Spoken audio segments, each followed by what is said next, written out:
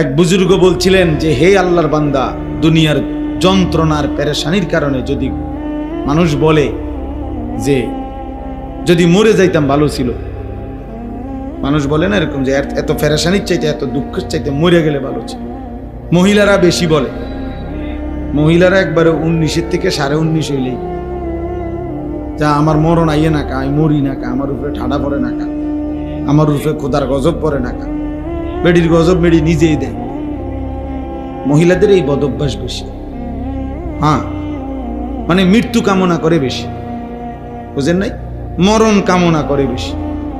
তাহলে ওই আল্লাহর ওলি বলছেন যে হে আল্লাহর বান্দা, দুনিয়ার পেরেশানির থেকে তো তুমি মনে মনে কামনা করিলা যে যদি মরে যাইতাম পেরেশানি মুক্ত হইতাম। তিনি বলছেন হে আল্লাহর বান্দা, যদি কবরে গিয়ে কবরের আযাব শুরু হয় তখন তুমি ওই আযাব থেকে বাঁচবার জন্য এবার কি চাইবে?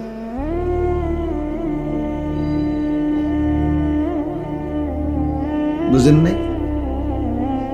দুনিয়ার পেরেশানির থেকে বাঁচার জন্য তো আপনি মৃত্যু চাইলেন, আচ্ছা তো মরলেন আর কি। তো এখন কবরে গিয়ে যখন আযাব হবে আল্লাহর নাফরমানির কারণে, তখন কি করবেন? তখন কি চাইবেন? আবার দুনিয়া আইতে চাইবেন? আমরা মস্কারি, হ্যাঁ, আবার দুনিয়ায় আসতে চাইলে আপনারা আবার ফেরত দিবে নাকি? তাহলে এজন্য আমি কথাটার প্রসঙ্গে বললাম আর কি। কোনো স্বামী, কোনো বাবা, কোনো মা, আপনারা এটা মনে রাখবেন,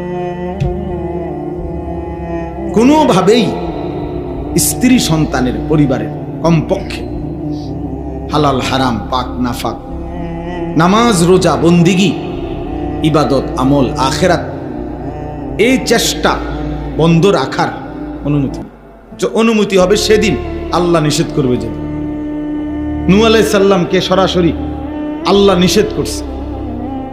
কেনান ওনার ছেলে যে কাফের ছিল, নূহ আলাইহিস সালামের এই ছেলে যখন নূহ আলাইহিস সালামের নৌকা উঠে গেছে, তিনি পানি ওয়াফারাত তান্নুর, কোরআন শরীফে আছে যে চুলার থেকে পানি বের হয়ে গেছে।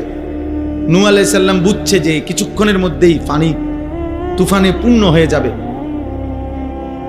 তো তখনও নূহ আলাইহিস সালাম ছেলেটাকে বলছে, বাবা কালেমা পড়ে ইয়া বুনাইয়া রকাব মা'ানা, আমার সাথে নৌকাতে উঠে আসো, বাপ ঈমান আনো। নূহ আলাইহিস সালামের ছেলে বলছে, না আমি নৌকায় উঠবো না, সাআবি ইলা জাবালিন ইয়াসিমুনি মিনাল মা।